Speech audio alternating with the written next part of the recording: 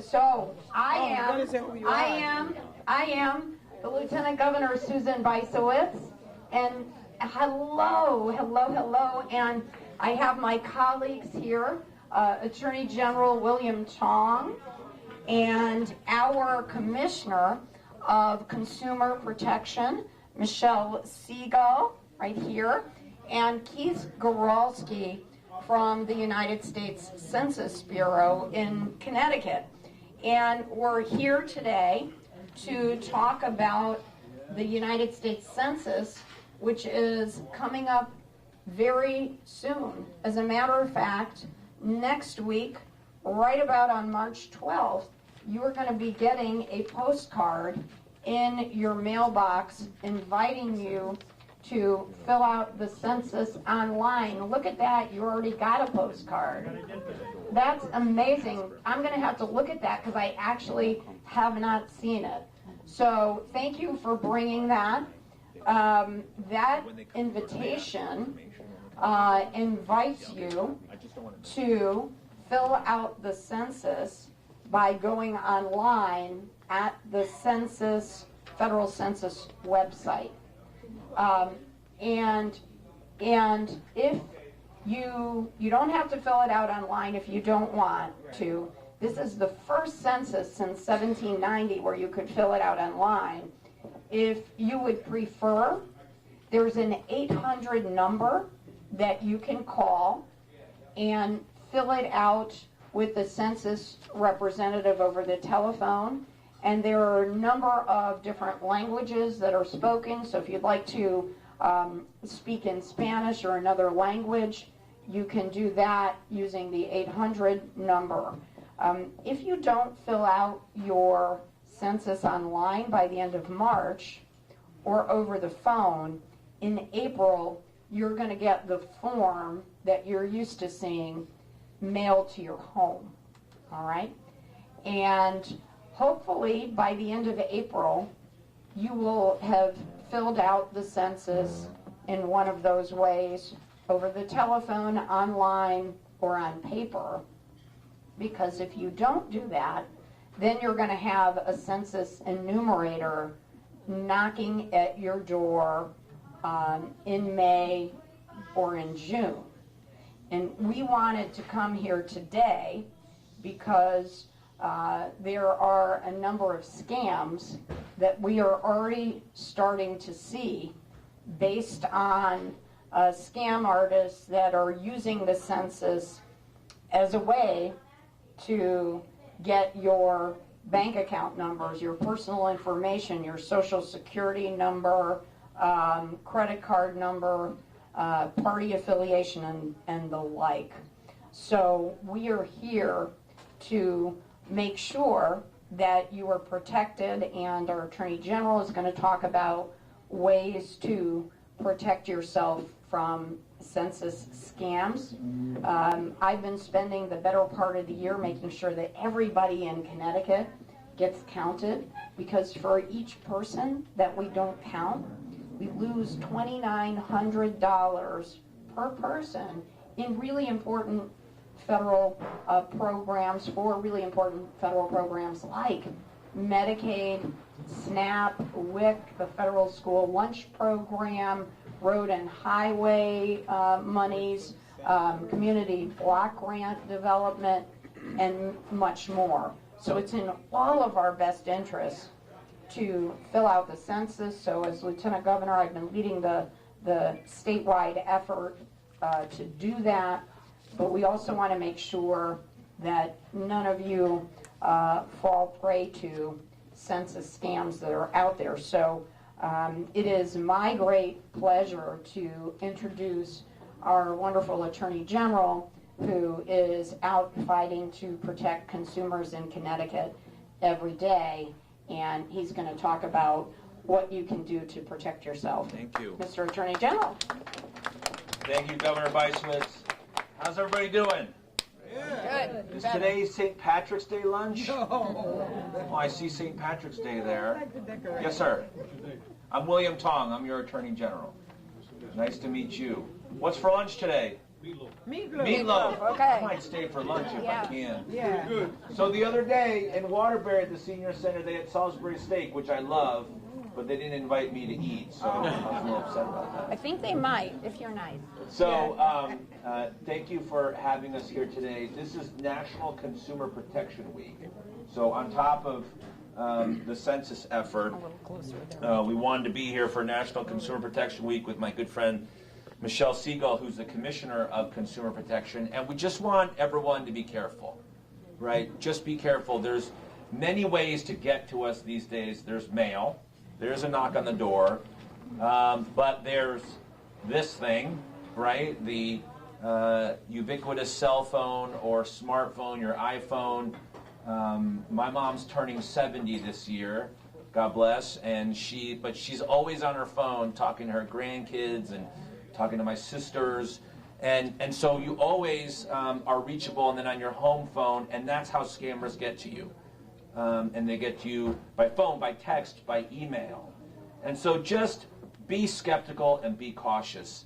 There are so many scams out there right now. There's a grandparent scam that probably some of you are familiar with, right? Somebody knows a little something about a grandson or a granddaughter. They call up and they say that your grandson or granddaughter is in trouble.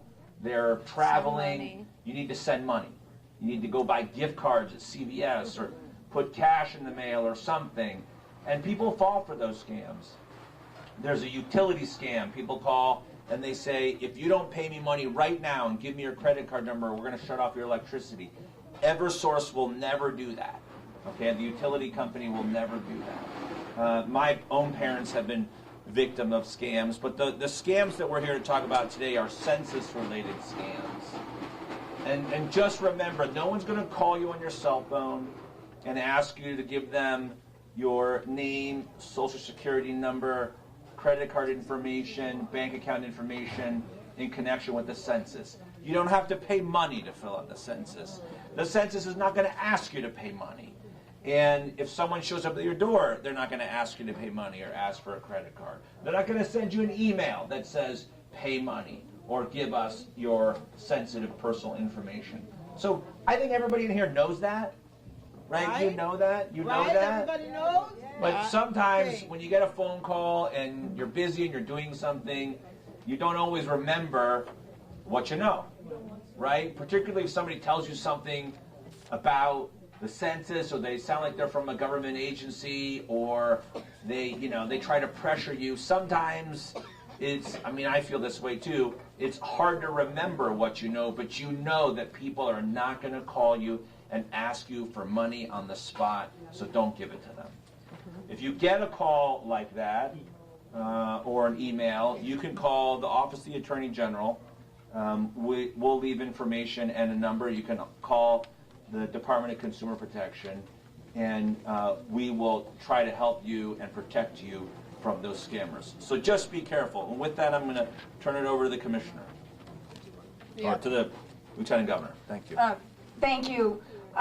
Thank you so much, Attorney General.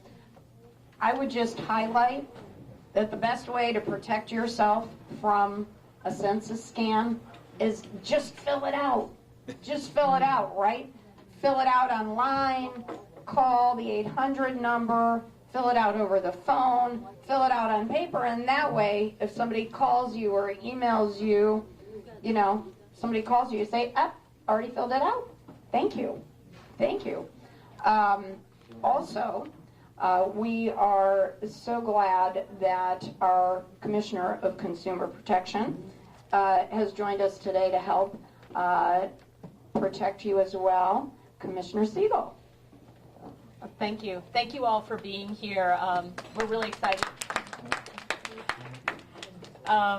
to do that. As she said, I'm Michelle Seagull, the Commissioner for the Department of Consumer Protection. I want to begin by thanking the Lieutenant Governor, not just for speaking here, but she's really been working tirelessly. It's so important for Connecticut, for everybody to be counted, and she's been working, going above and beyond to make sure that's happening and making sure it's happening in a full and safe way. So that's been great. And then my partner at the Attorney General's office, he's out there fighting for Connecticut consumers every day.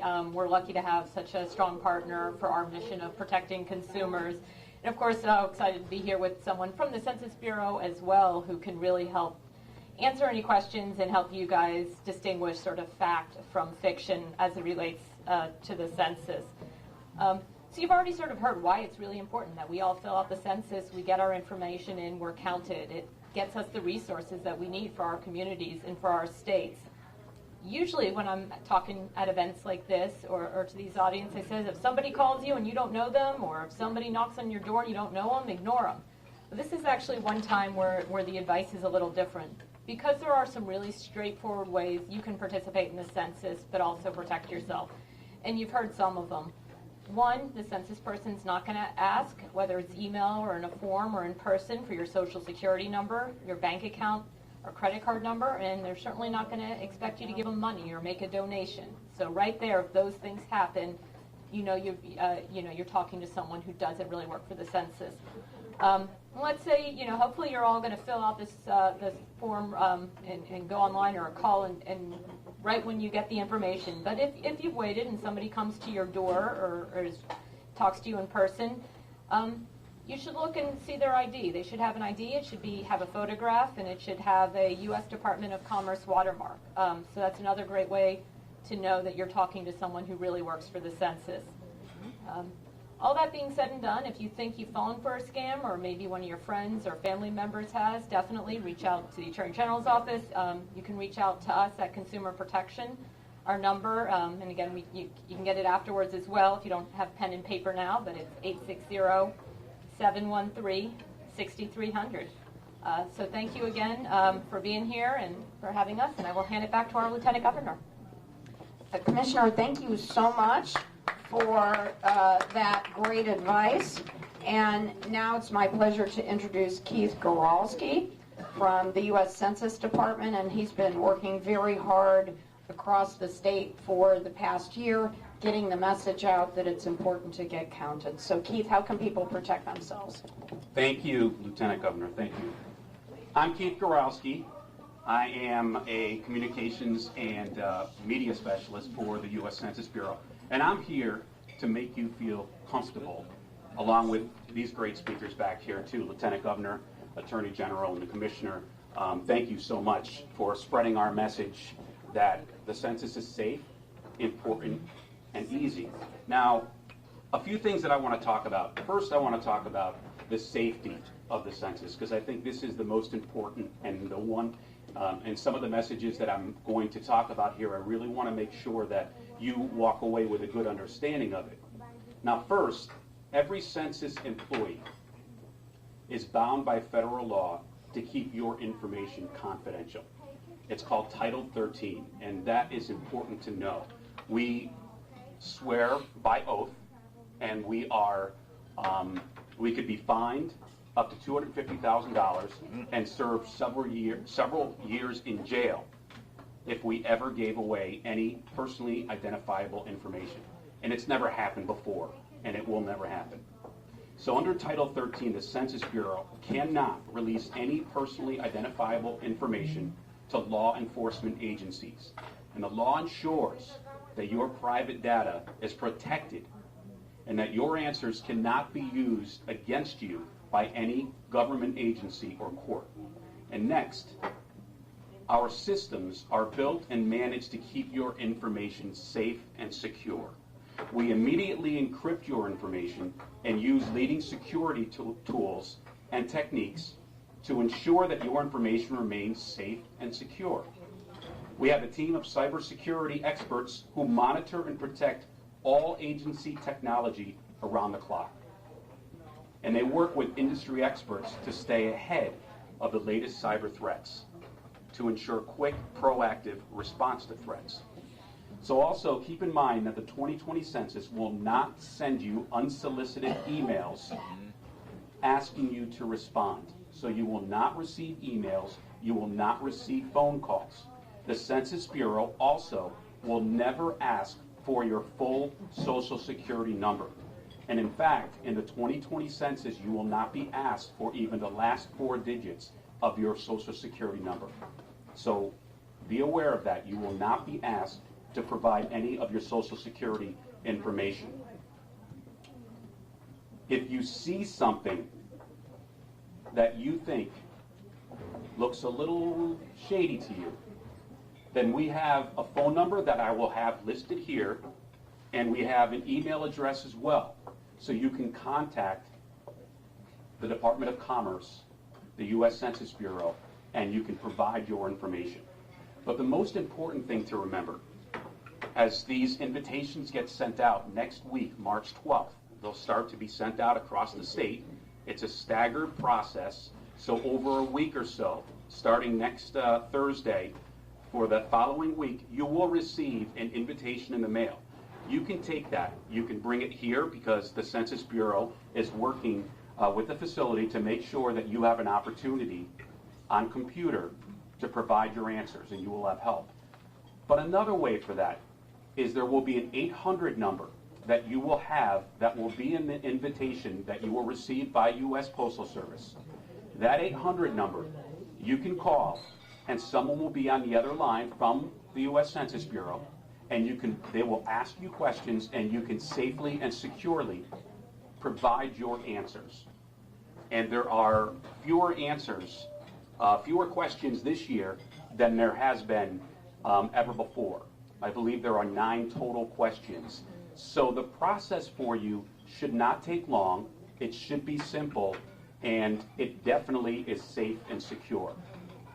And that's the most important thing to come away here knowing. And it's great to see that the state of Connecticut, too. And I can tell you, the Lieutenant Governor has been all over. We've been delivering this message everywhere, but Lieutenant Governor has been driving this for the past 13 or 14 months, and we have been from town to town, city to city, across the state of Connecticut. And so I want to applaud you and everything that you have done as an incredible partner of the U.S. Census Bureau. Thank you. Thanks for your help. Thank you. So Keith, thank you very much. We'll take questions both from the media, but this gentleman raised his hand first, so we're going to give you the first opportunity to ask a question. Yes, sir. Okay. Why somebody not coming to here, to here, it helps to us to figure out the paper because then we're not confused. Somebody coming here. Yep. And helps to us. Absolutely, absolutely. Keith Goralski is going to make sure that there will be some census assisters to help you here.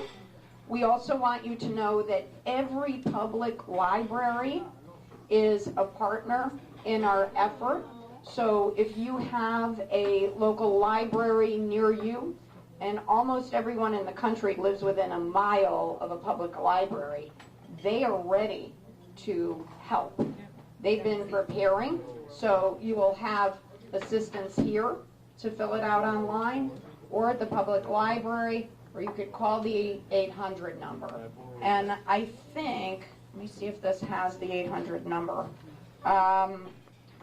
This does not have the 800 number on it, but we'll write it on your card in case you want to do that. I'll give this back to you in a minute. Better if somebody coming here. Yes, that's right. Okay, so we'll make sure. To answer your question, March 20th, Mrs. Ochoki will be here with her partner to do March 20th. Okay, before we get to you, ma'am, we're going to just ask if the press has any questions. Any questions from the press? Okay, go ahead, please. The people that you hired to go from door to door to the census, are they scanned also? Are they being... Scanned, so that you'll know who they are or... Yes. So 21,000 people from Connecticut will be hired for part-time jobs as census takers. And the Census Bureau can tell you more, but the idea is to get people who are trusted in their communities, who speak the appropriate language, who come from that community. So hopefully people are more willing to open their doors. But people should know that any Census Bureau worker should have a badge. And you should ask to see their badge. And if you have any question or concern, there's an 800 number that you can call to confirm that, in fact, that person is legitimately a Census Bureau worker. And also you could go to the Federal Census Bureau website and you can literally look at neighborhoods to see if there's a census worker in your neighborhood, which is pretty cool. So where would you go as you sign up to get that job to be a census? Okay, if you want to, I'm gonna have those jobs pay $23.50 an hour, and I'm gonna have Jeff give you that information. You can go to the public library; they'll help you fill out an application too. Yeah, thanks, Lieutenant Governor. $23.50 an hour, pretty good, isn't it? You can go to census.gov. It's the best way to do it. If you go to census.gov or 2020census.gov, it's two websites there will be the same information, and you will have an opportunity to online complete your application. And the hiring process is starting now, so we have been recruiting for the past several months. So please, we would love to see you out there helping us out and working in your own neighborhood. And it's really a great part-time job. You can make your own hours. I think that's one of the most attractive things about this too, is that you can actually say, you know, I can work Monday and Tuesday and then Saturday have a few hours, and you're able to do 20 hours a week. We'll take it. That's great. So please apply. Okay, any other questions? Yes, ma'am. By knocking doors in 65 cities, I had several people tell me that they received a letter from Bysiewicz, and it was highlighted. They were asking them for their name, their address, and all these questions that you said, and I told them not to send it back. I wish I had the letter here. Yeah, I wish you, if you, But I know who it is. Maybe I can get the letter. if you can get it, please share it with either the Attorney General or the Consumer Protection Commissioner, and we'll check it out. Because our office has had numerous reports of fraudulent scam type things. Yep. And then they asked me, and then I said, no, don't sign it, but I wasn't sure what it was. Yeah, no, we would love to have that, because if somebody in your neighborhood got one, likely a lot of people receive them.